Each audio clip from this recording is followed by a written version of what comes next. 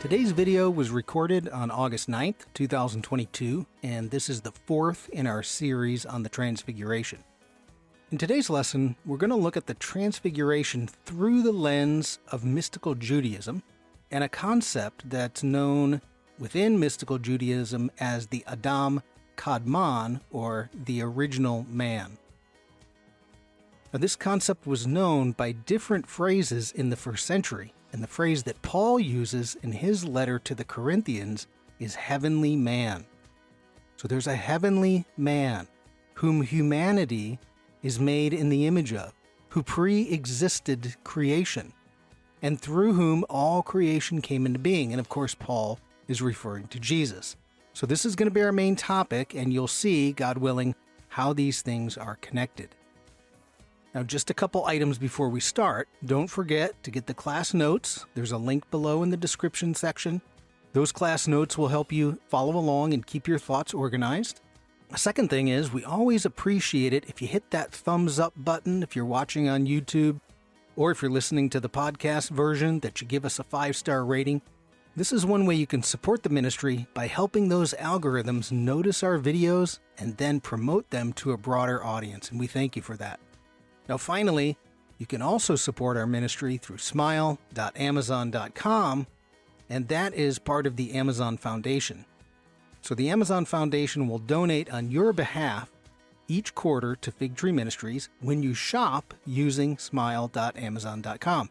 Now, if you're not using smile.amazon, make sure you do, because every time you shop on Amazon without using it, it leaves donations on the table for many nonprofits that would really appreciate that help.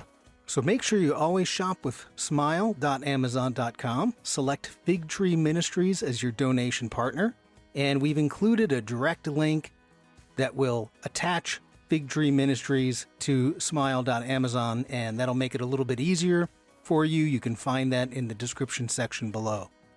So we hope you enjoy part 4 of the background to the Transfiguration of Jesus, and how we can find meaning in this event through the concepts found within Mystical Judaism.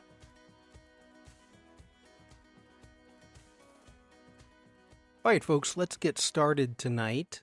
We are going to be, this is the 4th in our series on the Transfiguration.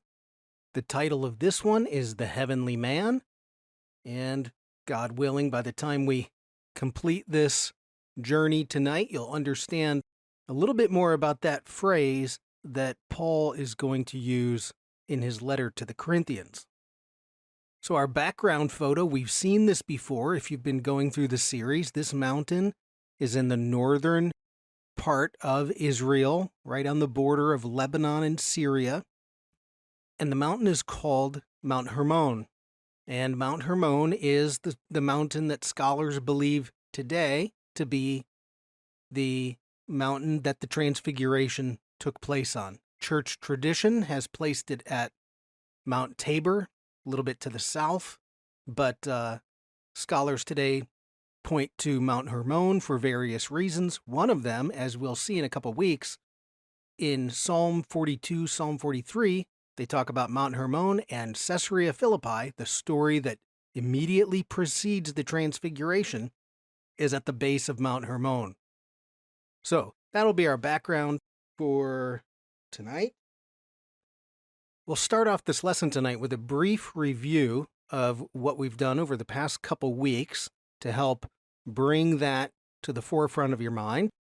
And each week, we've been starting off with something that looks like this. This is what we would call a mind map. So a mind map is an artistic representation of all of the aspects that feed into something. It's not linear. In fact, because in this spiritual growth community, when you're on a spiritual journey, it's often represented as a little sea creature called the chambered nautilus. And that's what the background of this is supposed to look like, a chambered nautilus. And therefore, I put my mind map in the form of a chambered nautilus. It's not linear. It's like circular, and they're all flowing in a way around that Transfiguration event, and they're all feeding in information to help us understand what's going on. So we started a couple weeks ago with Exodus 24, and there's two places in Exodus 24 and 34, that the Transfiguration is tying to. And very important, because the first century Jewish mind, the Exodus is everything to them, and Moses is everything to them. So when Jesus shows up and does stuff, and the gospel writers write about it, they do it in a way that's pointing you back to the Exodus story, and then their actions and the writing encapsulates the meaning from the Exodus story. So Exodus 24, Moses and 3 named disciples ascend a mountain to see God. What do we have in the Transfiguration? Well, Jesus and 3 named disciples ascend a mountain to have the revelation of the Transfiguration happen. And then Exodus 34 was when Moses has his own type of transfiguration event where his face is radiating light. So those two are immediately going to be connections within the Transfiguration story. We added that through all of that, and even last week, we looked at rabbinic thought. Rabbinic thought is at the base of this because rabbinic thought takes us closer to the first century Jewish thinking, particularly about the stories of the Bible. And first of all, first century thinking is Eastern. We're Western. That's different. It's even different thinking than the Greeks there in, say, Athens, or the way the Romans thought philosophically. So looking at the rabbinic thought about these stories helps us understand something that's going on there in the first century. Then the last lesson we did was on a theological concept in the first century that has to do with the first Adam and the last Adam. And Paul uses this concept in both the book of Romans and in Corinthians. And the last Adam, which is in the age of the Messiah, or the Messiah, is going to restore the glory that was lost by the first Adam when he sinned. And we saw that last week, that they're clothed in the glory of God and they're radiating light. And what we see in the Transfiguration, of course, is radiating light, the glory of God, through Jesus. And again, that points us back to that first Adam. And then this week, we're going to connect. We're actually still going to be inside this model of the first Adam and talk about the heavenly man. And that's another theological concept from the first century. So that one is right here on our mind map. And that one's going to we're going to rely on some Second Temple period writings for that to help us understand exactly what's going on. But the heavenly man will come from the same verses in Corinthians as the first and last Adam. Okay, so there's a bit of review and what we're going to be doing, God willing, tonight. Okay, so today's lesson, I don't know if this should be something that we would call, what would they call it? In a university, they might call it like a trigger warning or something. It's not really a trigger warning, but anyways, we're going to be dealing in mysticism, and particularly in Jewish mysticism. And anytime you move towards the mystical, it's fraught with danger for the misunderstanding that can take place. So, particularly when I'm talking about a mysticism that is Jewish mysticism, even doing an entire series on the Transfiguration, you run the risk of confusion because it's mystical to an already difficult topic. If I dig too deep, too fast, and there can possibly be misunderstandings. So any mystical experience, by definition, is ineffable. You can't describe it. There are scientists or psychologists have been studying near-death experiences. One of the most common thing that comes from a near-death experience when the person is describing it is they'll say, I can't describe it. I have no words. The words I'm going to use in English to tell you what I experienced don't even come close to telling you what it was like. That's a mystical experience. Very difficult to describe. So, because in a mystical experience, you're in touch with a reality or the reality of God's cosmos that's not apparent to our senses or obvious to the intellect. In fact, when we think about our intellect, and in the West, we're very intellectual in our faith, the intellect is the number one reason why we have such difficulty connecting to the spiritual realm, which, of course, the spiritual realm is mystical. It's very difficult for us to describe. Maybe you've met somebody who has a very high intellect, and therefore, because they can't solve with their intellect God, they don't believe it, right? What's keeping them from God is their intellect itself. And so I bring this up because I run the risk tonight of losing some of you. I'm very aware of that. And in no way am I trying to make this too complex that somebody would get to the end of this and say, now what on earth was that all about? But unfortunately, to talk about the mystical in any way, shape, or form, you're going to lose somebody along the way. And I absolutely don't want that to happen. And I apologize if I lose you. So there is a risk in doing this. There's an idiomatic phrase that comes out of the Jewish writings that says, woe to me if I talk. I'm paraphrasing it. Woe to me if I talk.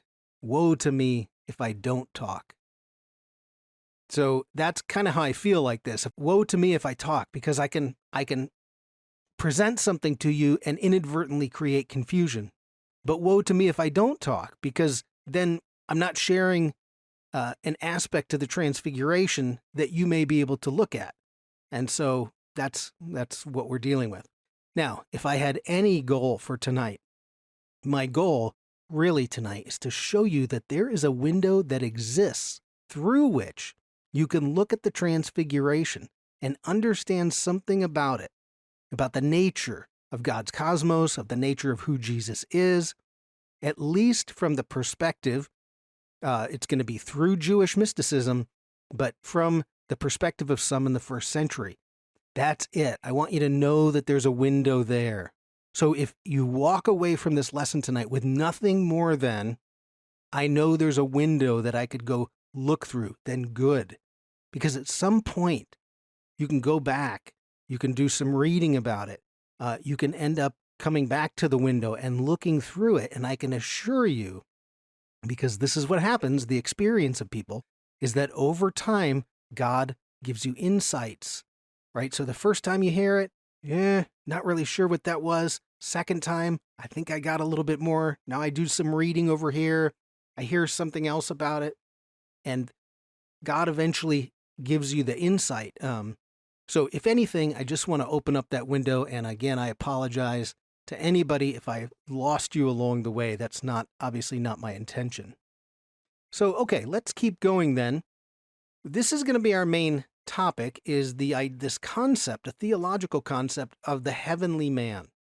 And we find it in 1 Corinthians 15, 44b to 49. Now, if you were following along last week with our lesson on the first Adam, last Adam, we're at the same verses. So, Paul is inside he's in one metaphor, first Adam, last Adam, and then he switches a little bit to earthly man, heavenly man. Okay? So let me just read it for you. This is starting at verse 44b, so the second half of verse 44. If there's a natural body, there is also a spiritual body.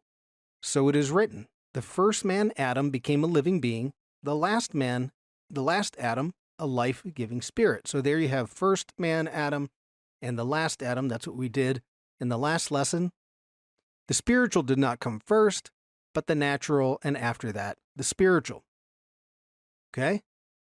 Then, verse 47, the first man was of the dust of the earth, The second man is of heaven. So now see Paul's switching his metaphor slightly. As was the earthly man, so are those of the earth. As is the heavenly man, so also are those who are of heaven. And so we share with the earthly man, right, Adam, but we also share the heavenly man. And now Paul's going to tell us that just as we have borne the image of the earthly man, we reflect something about the earthly Adam, so shall we bear the image of the heavenly man. And that's what Paul is going to encourage us to do, is to bear the image of the heavenly man. Now, what image are we made of? Well, Genesis says the image of God. And now this is where we get into a bit of a problem here, and what the mystics are going to dive into is in this idea right here, heavenly man. And we'll talk a little bit about the background of that to show you that this phrase was in use in the first century. Okay, so that's where we get it from. You can go back and reflect on that when you have some time. Okay, now, number 3 on your handout has to do with the paradox. Now, first of all, there's a book that I will link to at the bottom. It's a book on, in Jewish mysticism, the word they use is Kabbalah. It means to receive. You're receiving the insight of the mystical from God. And Kabbalah, not the Madonna Kabbalah of Hollywood, completely different. But this book is an introductory to Kabbalah written by a Jewish professor. But anyways, one of the things he says is the mystics they live inside the paradoxes. They love to find a paradox. It's the paradox. It's in that tension of the paradox that we discover amazing things about God. Now, the part of the reason I bring that up is that Westerners don't often like paradoxes. We want things orderly, scientific, linear, so that we can solve them and put them in our spreadsheet, take them to the lab and replicate them. But of course, God isn't always like that. So it's in the paradox that we gain insight into God or the nature of reality. And you can see, Christians, you can recognize some of these paradoxes. In order to gain life, you must lose your life. In order to live, you must die. And that makes no sense, right? The world says, what? That's crazy. That doesn't make any sense at all. But the idea of giving up your life, actually then, to lose your life, actually you end up gaining life, right? And it's, very important for people to understand things about, like, if you want to be truly free, or say for liberty to reign, then you must voluntarily accept rules or disciplines for your life. So someone who runs around and thinks, I want to be completely free and do whatever I want, ends up not free. They end up in bondage. Whereas those who adopt voluntarily the disciplines or the rules of God or the rules of society can end up living a very fulfilling and free life. So there are paradoxes in the world, and of course, this one in the Bible is a paradox about the image of God. Okay, and so the mystics within Judaism, they're struggling with some of the aspects of God and His creation, and they're trying to solve this tension that exists, okay? So there's a couple problems that we have to take a look at. So, first of all, beautiful painting by Michelangelo. That gap between the two fingers, between God, this gap right here, this gap between God and man is significant, yes? Not on that painting, but it is significant. And this is a huge problem for humanity.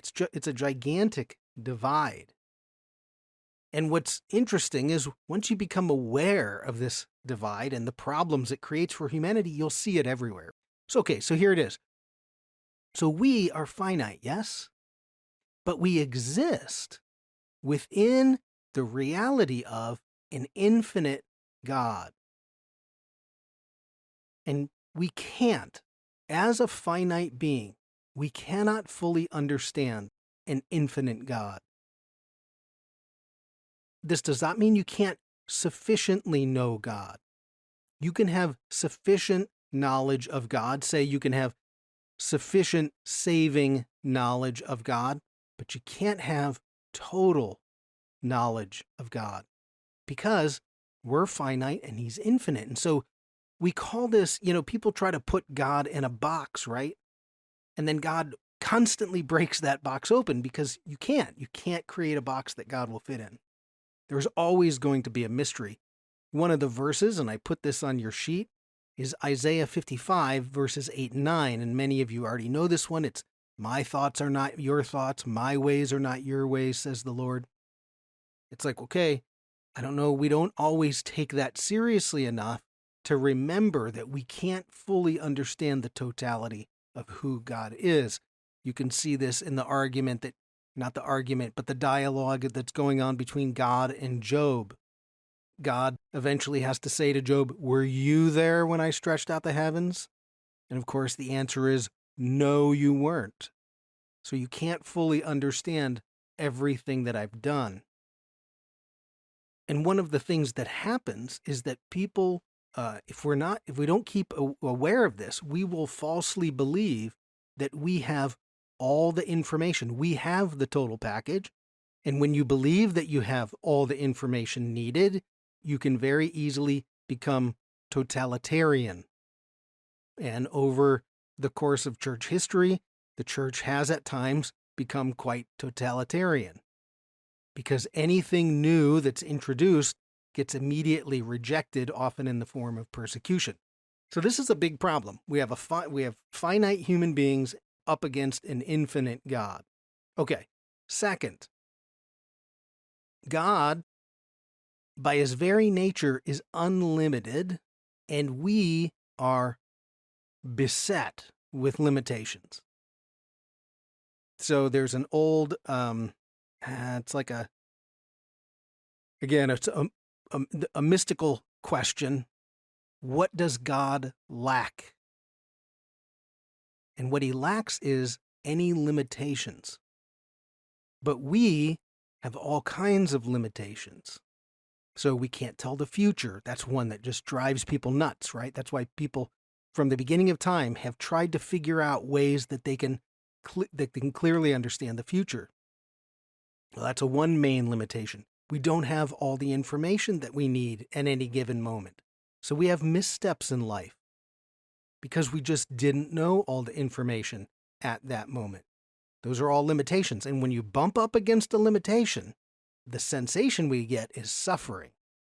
So you don't know the future, you suffer anxiety. You have a limitation of your body, you suffer death. The next one. Okay, so God is infinite, we're finite. God has no limitations, we have all kinds of limitations. And finally, God has no image or form. But, the Bible says, and here's the paradox, we are created in the image of God. Now, how can that be? How can we be in the image of God when God has no image? How can a finite being be created in the image of an infinite being who has no image?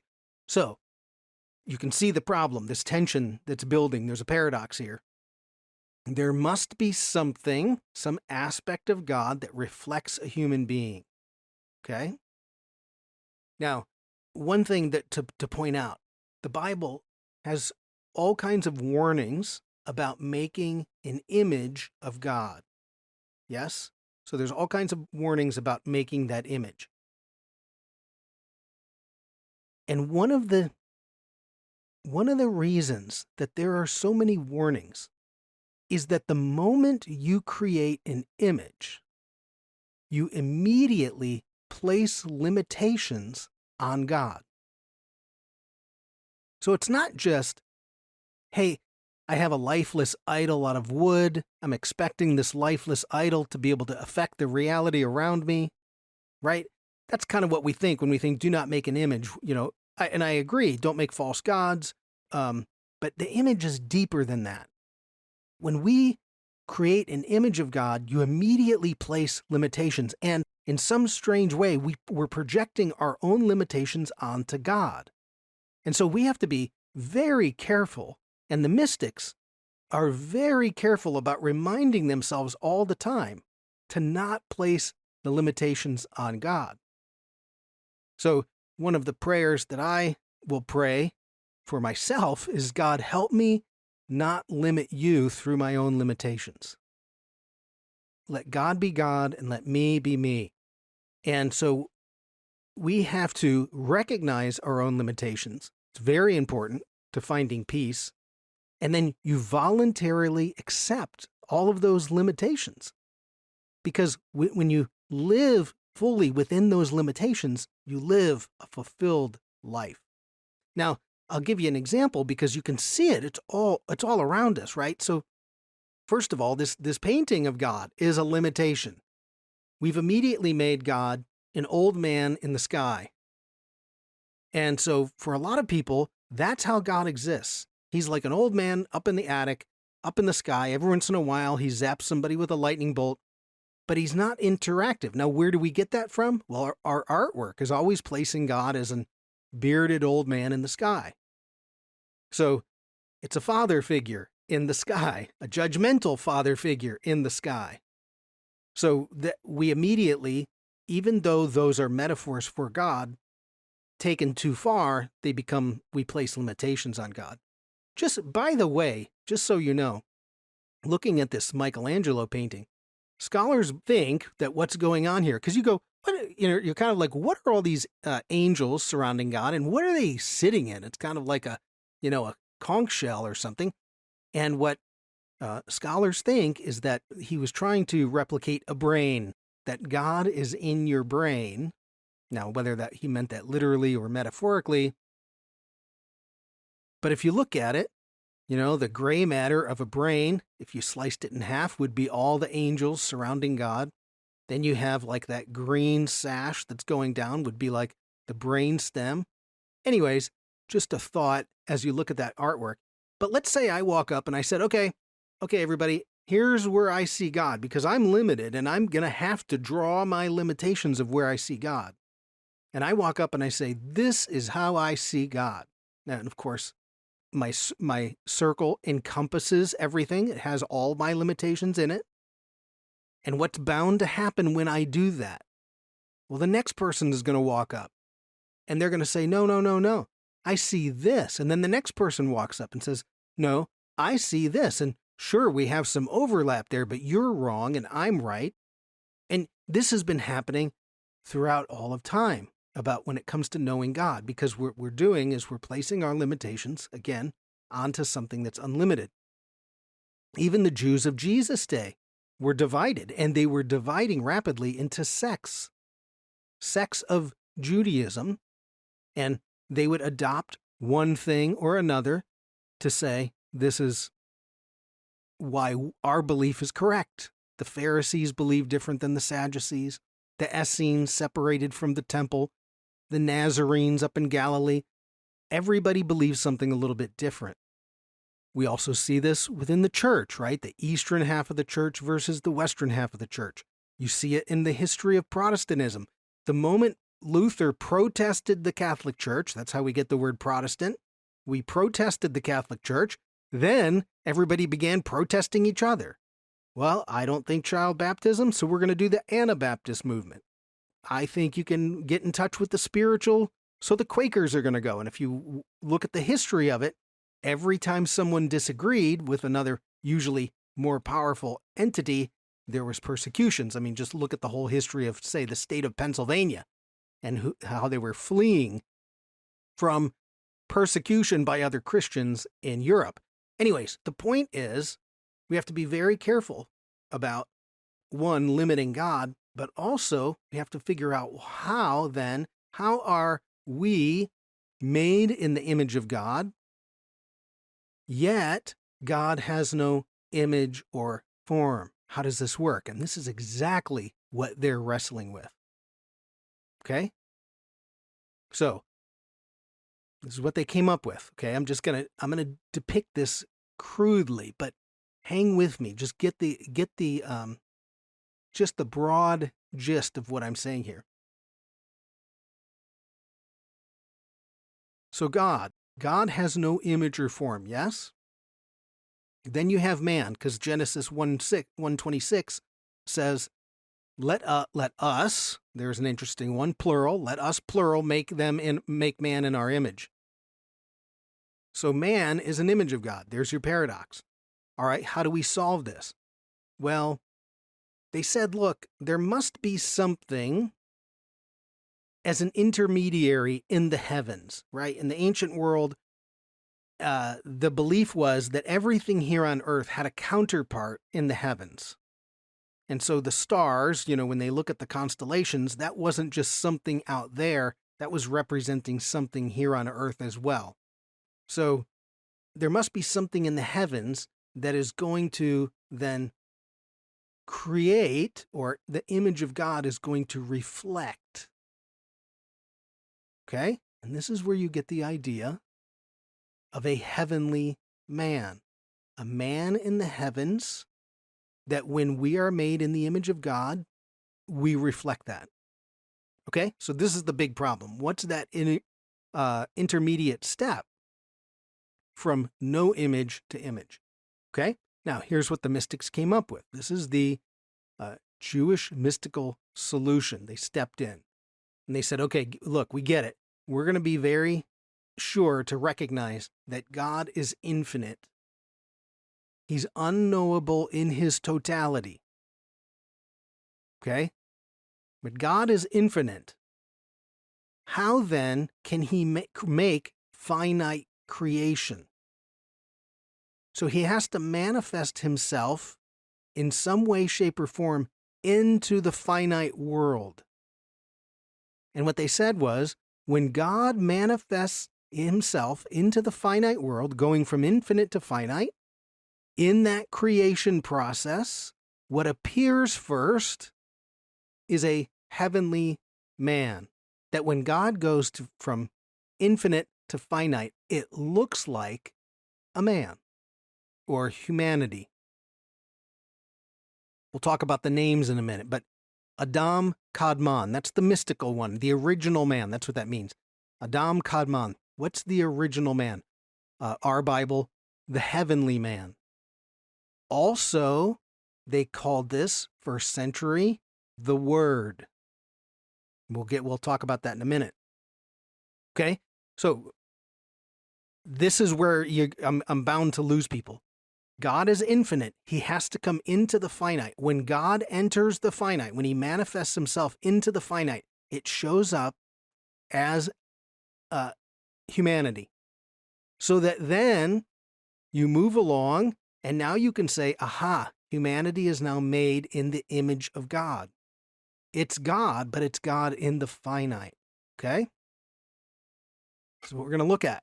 So, the names for this. Let me just go over them real quick.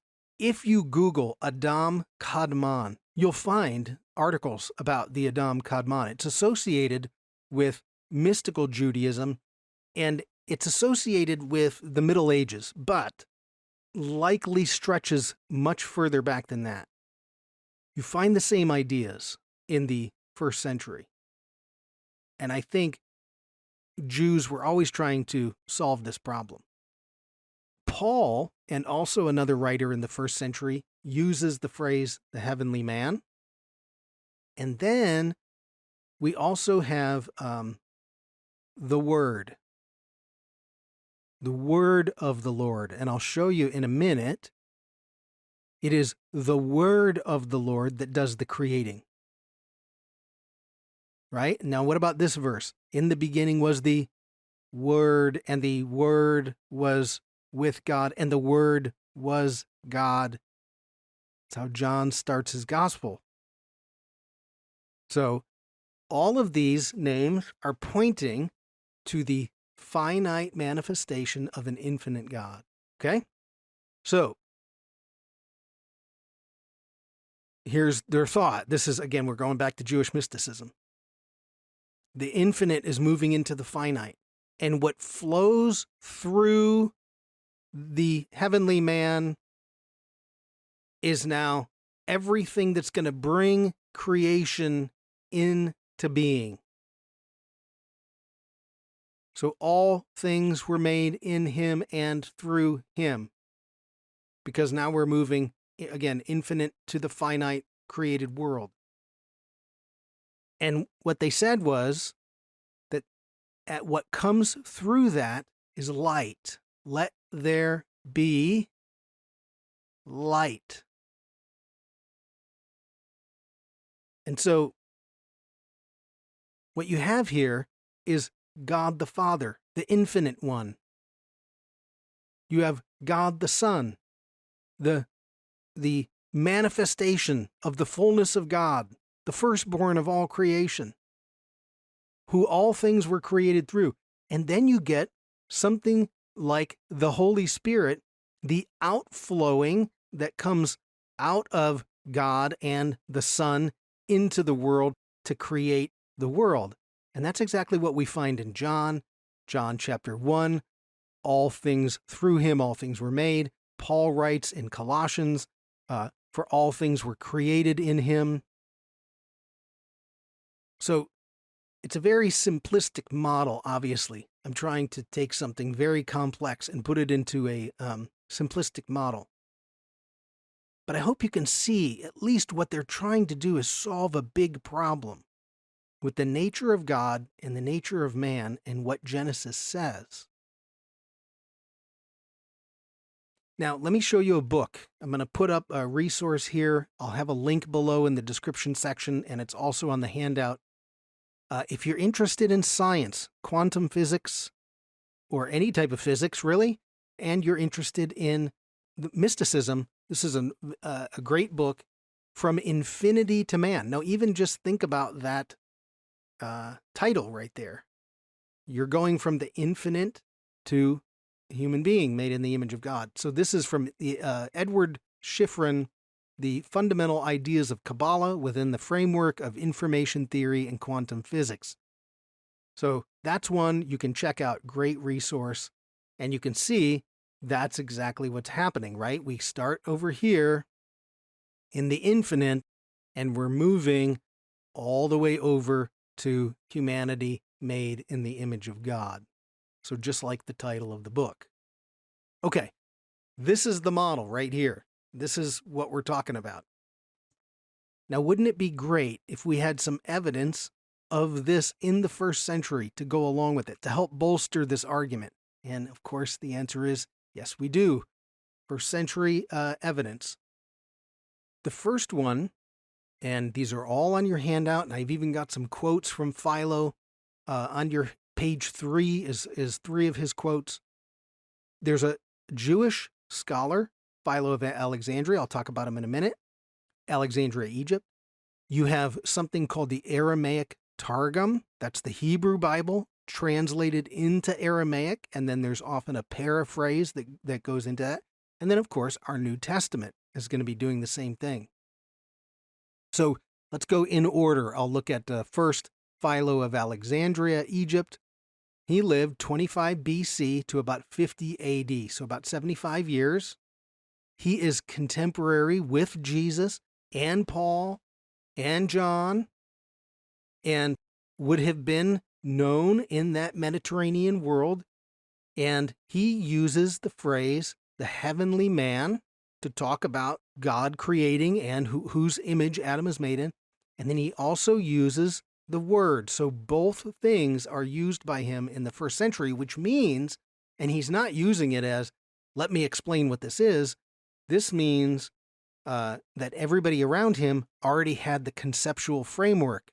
And so when he talks about it, they already understand where he's going with that. Now, I'm not going to give you, for those watching the video, if you're only watching the video or listening on the podcast, I'm not going to give you the full quote. You'll have to go to the handout. It's page 3. Read the full quote. But let me just put a couple up here, a couple short sentences from Philo. So the first one This is allegorical interpretation of Genesis 2 and 3. He says, there are two types of men, the one a heavenly man, the other earthly. Now, this is exactly what Paul is saying to the Corinthians. One is a heavenly man, and one is an earthly one. And you are what Paul is saying. Oh, by the way, you take after both of them. You have a physical body like the earthly man, but oh, by the way, you're supposed to reflect the image of the heavenly man. All right, so that one right there is an obvious one. From Philo, that's Philo.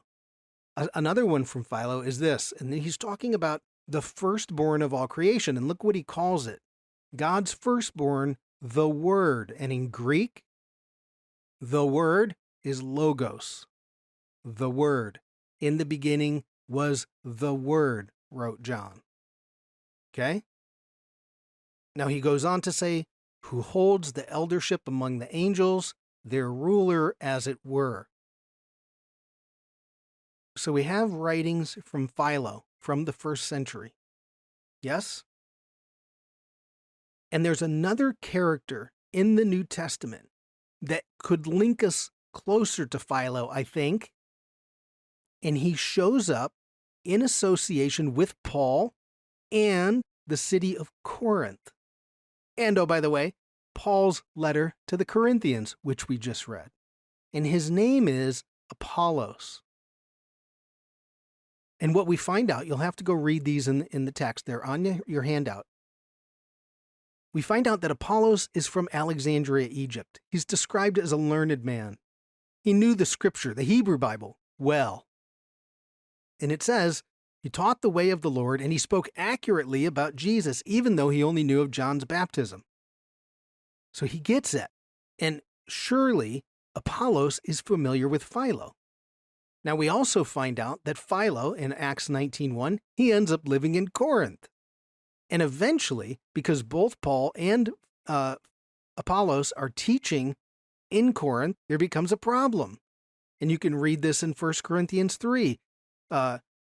It's the whole thing about Paul's like, look, some of you say that you follow Paul. Others say that you follow Apollos, right? So they might be looking at Jesus and have slightly different variations, kind of like what we talked about. We look at the mystical and we talk about it in the only way that we can know it. And the next person walks up and says, well, I see it a little bit differently. And now you can see even in Corinth, during Paul's time, you get church division. Now, there's one more piece just about Apollos. If you don't know this, many Christians throughout the history of the church, like a guy named Martin Luther, believed, and it's just a general belief, that Apollos wrote the book of Hebrews. Now, we don't know because only God knows who wrote the book of Hebrews, but that was a common belief. Now, the whole point of this, what letter do we find Paul talking to folks about the heavenly man? It's in Corinthians. And so we've got a connection between Apollos from Alexandria, Philo of Alexandria, this discussion of the heavenly man. And Paul, when he talks to his audience in Corinth, they understand what he's talking about. Okay? So that's one of our witnesses from the 1st century. Another witness, these are called the Aramaic, they're called the Targums, and they're Aramaic Targums. Why? What on earth is a Targum? Well, it's a translation of the Hebrew Bible into Aramaic, okay? Just like we have the New Living Translation or the NIV is an English translation of the Hebrew and Greek and sometimes Aramaic into English. So the Old Testament, in Jesus' day, the only scripture they had, the only scripture that Paul had, the only scripture that Peter had, is the Hebrew Bible, and it was written in Hebrew. And of course, not everybody spoke Hebrew around the world, not every Jewish person, so at one point, they want the Hebrew Bible translated to Greek. That's called the Septuagint. Okay? And then you also get people who speak Aramaic. And so say you get in Palestine or in that area of Israel in the first century, you had Aramaic-speaking people. And so you would go to the synagogue, the scroll is in Hebrew, someone would read the Hebrew, and you would have someone next to them who reads the Aramaic, so the Aramaic-speaking people. And these are called the Targums. And what's really interesting, and this is very helpful to doing biblical studies because it helps us understand what the community thought about a particular phrase in the Hebrew Bible, because often when they take the Hebrew to Aramaic, they put it in a paraphrase. Now, this is exactly like the New Living Translation. The New Living Translation of the Bible is a contemporary paraphrase of the sentences. The King James is a more literal structure of the sentence, so can be sometimes awkward to read. But very often in the New Living Translation, they're paraphrasing. And that's what they're doing. And when they paraphrase, it's like adding commentary, but it's commentary that the community accepts as biblical interpretation. And your gospel writers are influenced by the Targums. There's a couple verses that are very important to the gospel writers in the Targum that you don't find in the Hebrew. So don't dismiss them too easily. And one example from the Targum, the Aramaic, is when you get to Genesis 1 and God is creating. It's different in the Aramaic than in Hebrew, and it has to do with the Aramaic word for word. The word. And the word in Aramaic is a word Memra. Okay? So the word, Aramaic, Memra. In Greek, the word for word is logos. In the beginning, the Logos was with God, and the Logos, or in the beginning was the Logos, and the Logos was with God, and the Logos was God.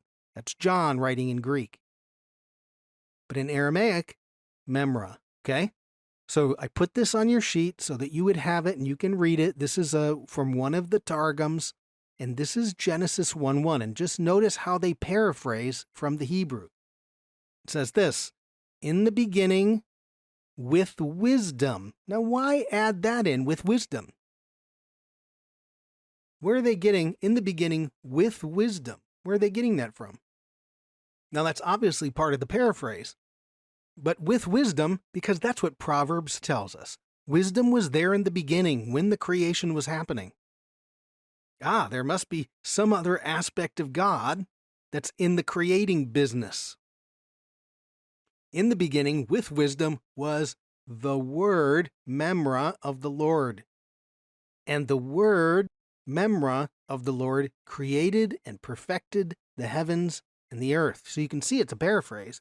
But the point is, the word. And the word, Memra, of the Lord shows up hundreds of times in the Targum. Okay? It's like an aspect of God that does the finite creating.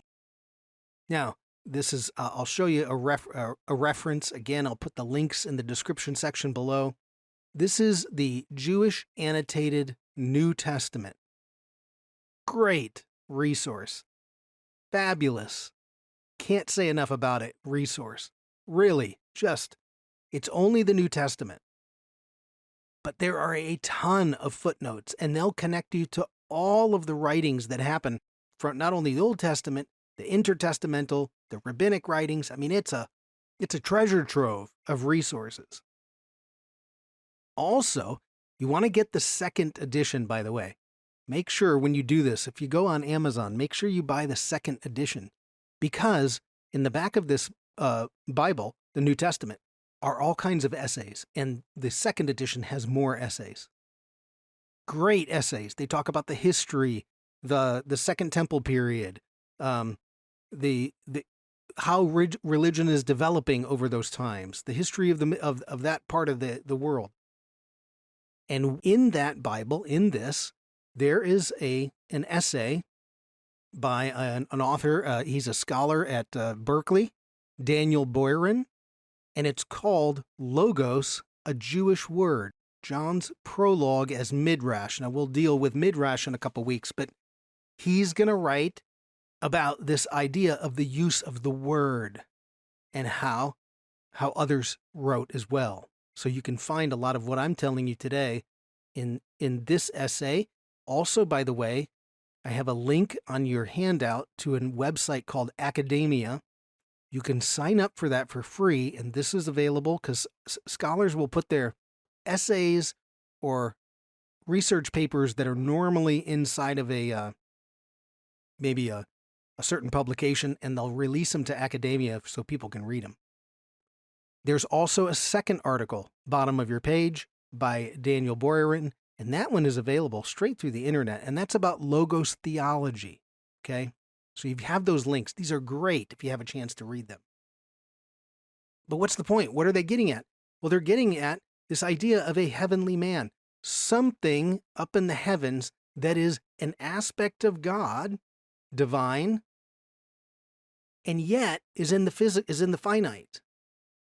Okay, it's how we create, and the way that the mystics describe this, and this is Jewish mystics describing it: the heavenly man, pure light. What do we see at the Transfiguration? That's what Jesus is revealing, the nature of who he is, and this is what I think. So Philo says this heavenly man that you see on your screen here, oh, that's just an idea. Paul and John, they show up and they say, no, no, no. That is not just an idea. It is the person of Jesus of Nazareth. He is the heavenly man. Why? Well, he's pure light. Second, he pre-exists creation. It's through this it's an aspect of God. And I hope you're hearing, this is the beginnings of what would come to be what we know as the Trinity. Now, we don't have time to go through the history of the Trinity, but the Trinity takes a couple hundred years for Christians to hammer out what we know today as the doctrine of the Trinity. It does not happen in the first century. But these are the beginnings. And by the 4th century and the 5th century, the Christians are hammering out now a more solid doctrine of the Trinity, and there's tremendous opposition between Christians and Jews. And so Jews go one way and say, no, no, no, there's only one God. We've never believed in that, having multiple aspects. And the Christians make it decidedly Christian. So the heavenly man pre-exists creation. All creation comes through him, and we're created for him. We'll read that in a minute. The heavenly man is a blueprint for humanity, right? Just like an architect needs a blueprint, God creates a blueprint. And we then are created in his image. And so when Paul wants you to transform to be Christ-like, it's because that is what all humanity is going to be set against. He's the archetype for humanity. The heavenly man is considered incorruptible, sinless in a way. And this is really important to understand about the nature of Jesus, because he shows up as the perfect archetype of a human being. Why? Because his divine nature is the perfect human being. And this is this is really important. The archetype is incorruptible. It's the ideal of all humanity. And what happens, the ideal becomes the judge. The ideal judges us. And therefore, Jesus is the ideal and the judge of all humanity. And this is why Peter, Acts chapter 10, says that God made Jesus the judge of the living and the dead. And this just, if you open yourself up to set yourself next to the ideal, what happens? The ideal will cause you to see all of your cracks in your foundations. It can be very painful for people. When people have a crack in their foundation, they will hide that from themselves. They'll shove it down because it's too painful to look at. And many people, when they try to move towards God in an earnest fashion, what happens is the cracks in your foundation are exposed. It hurts. God wants to heal it, and he can, but people will stop. This is so key.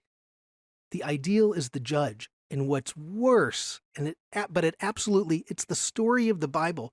is humanity wants to murder the ideal. That's what we do. One of the many faults of humanity. We murder the ideal. Why? Because the ideal judges us. We don't like to be judged. It's the story of the Bible.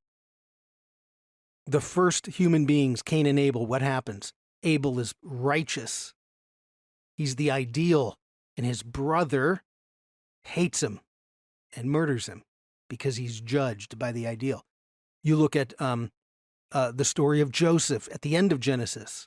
He's an ideal. Everything he does is perfect. Drives his brothers nuts. They hate it because they recognize their own flaws because he's standing there. So what do? They try to kill him. And what happens to Jesus when he shows up?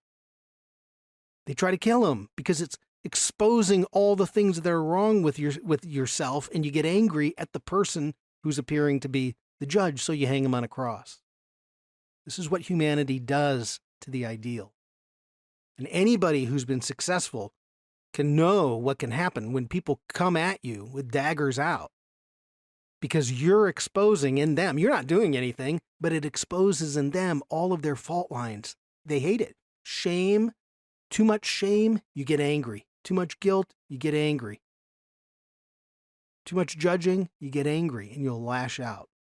So it's really, this is the heavenly man, pure light, pre-exist creation. Everything through him. Now, those are all Jewish thoughts, by the way. That's mystical Judaism. But you can see how it lines up with the text. Right? Now turn to Colossians 1, 15 to 19. Listen to what Paul says. Now that you've got that idea, the Son is the image of the invisible God, isn't he? Isn't Jesus? He's the part of, take God from the infinite, put him in the finite, make an invisible God as an image, and what you get is the heavenly man. That's Christ. He's the firstborn over all creation because it's through him that everything is created. For in him all things were created, things in heaven and on earth, visible and invisible, whether thrones or powers or rulers of authority, all things have been created through him and in him. It's exactly what my little model was showing you.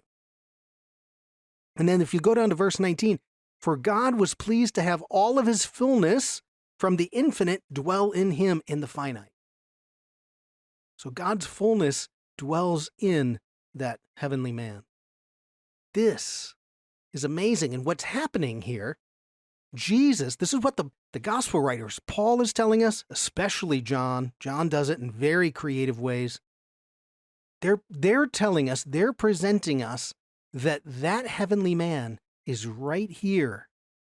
And when they go up on that mountain and he transfigures in front of you, and it's the revealing of the true nature of who he is, radiating light, his clothes turned into bright light like lightning.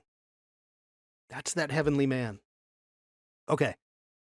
Now I gave you another sheet here, and we need to talk about it very quickly to help you understand. This is like kind of the final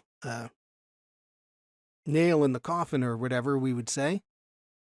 If you Google this, you'll find it. You'll find they're called the 10 Sephirot, or the 10 emanations, and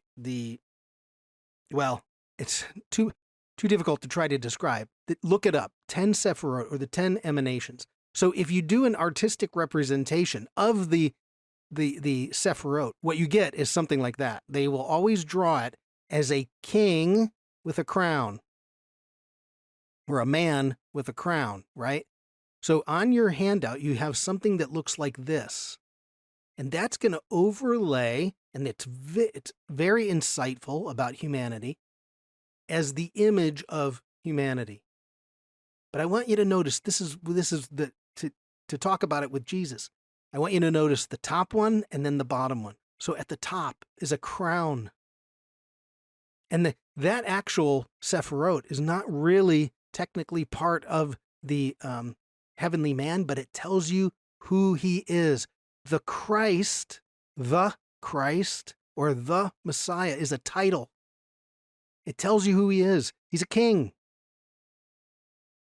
Who's the King of Kings and Lord of Lords? It's exactly what our New Testament is telling us that Jesus is. And of course, we go down to the bottom, and what's at the base of it? But the kingdom of God. That the man who stands like this in the heaven is the one who stands as king over the kingdom. And that's exactly Jesus is Lord.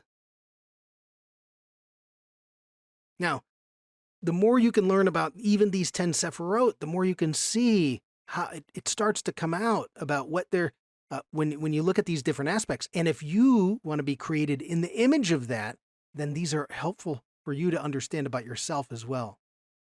Now, Jesus is the king, yes, and I want to show you something so cool because John's entire gospel is presenting Jesus as the Word, the Son, or the heavenly man. Now, John doesn't say heavenly man, he uses Word, but it's the same thing. He's the king. He's the king who's going to restore the glory of the first Adam. And so John 19:5, the reason that this is so important is John tells us the story differently than Matthew, Mark, and Luke.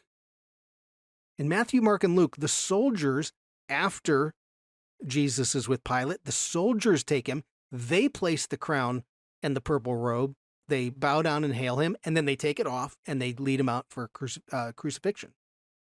But John tells it differently. And when he does, it's brilliant because there's a whole discussion between Pilate and Jesus about truth and about the king, and the crowd is saying, take him away, take him away. And then it says this, that Pilate led Jesus out. Jesus came out wearing the crown of thorns and a purple robe, and he's presenting him to the Jewish people. That's how John tells the story. So Jesus came out wearing the crown, and the purple robe is the robe of a king. So Pilate is presenting Jesus as the king, and then he says to him, which is so important, behold, that here is like a, here is, behold the man. Now, how do you say man in Hebrew? Adam. And it's brilliant what John is doing. He brings Jesus out in the crown as a king and says, Ha-Adam. Now that's in Hebrew, but point is, here is the Adam, the glorious Adam. Yes? And John's gospel is all about the glory of Jesus. It's brilliant. It's absolutely brilliant. It takes some work, I understand it, to have eyes to see. That's part of the story of the Transfiguration. Do we have eyes to see the reality of who Jesus is? It's just brilliant. Okay.